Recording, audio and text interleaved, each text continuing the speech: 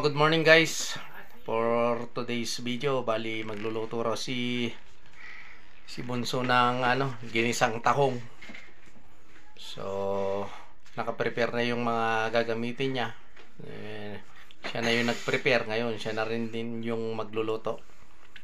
So guys, ayan natin magluto si Bunso. Gusto raw matuto guys. So ayan guys, bali ito yung tahong niya, 2 kilos na tahong. So meron tayong bawang, sibuyas, luya at kamatis. So ayan na si Bunso, ready na si Bunso guys. So mainit na rin yung mantika natin. So it's time na magsimula na si Bunso guys. Go. Kaliwete guys, si Bunso, siya lang yung anak kong kaliwete. Walang kaliwete sa amin. Siya lang.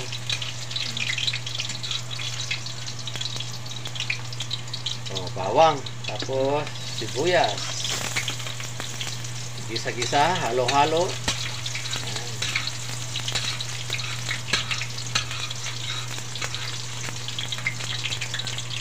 Tapos, uy, matis. Kalse. Bisa. Haluin mo buti. Haluin mo buti. Guys, halos sikat nih.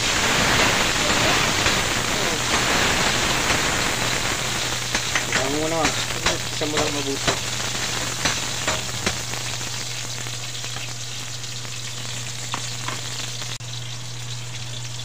Tapos ano susunod? Bunso? Luya. Ayan.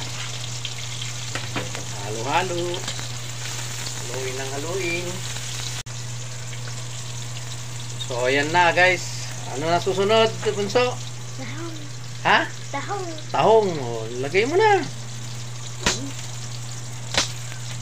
Buhos mo na. Ibuhos mo na. Oh my God. Ayan. Okay, mabigat. Sige. Ayan.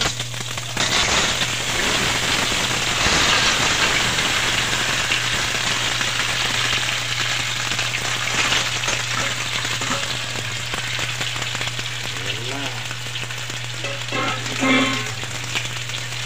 Huwag mo kumain. Ito sandok.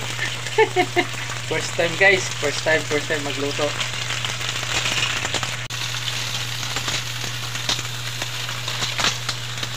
Guys, lakas ng natin, saucepan.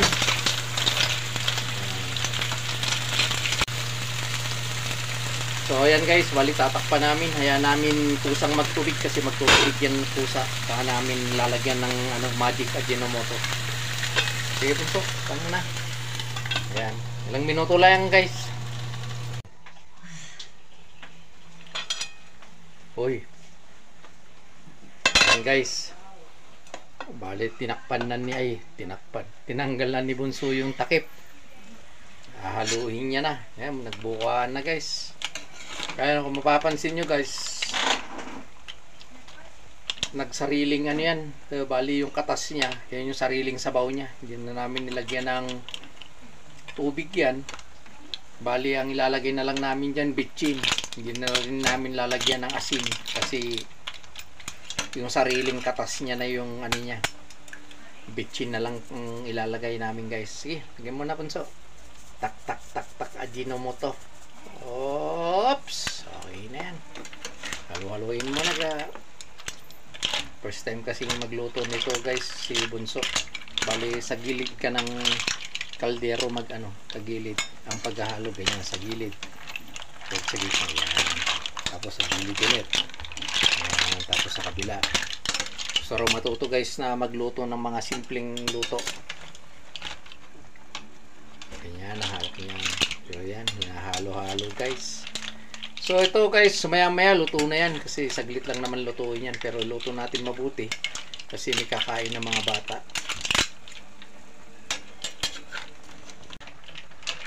Ayan, halo-halo. Ayan, tapos ayos mo rin tikman mo na kung anong lasa. Ang panghuhusga. kung ano yung lasa niya guys sa niluto niya.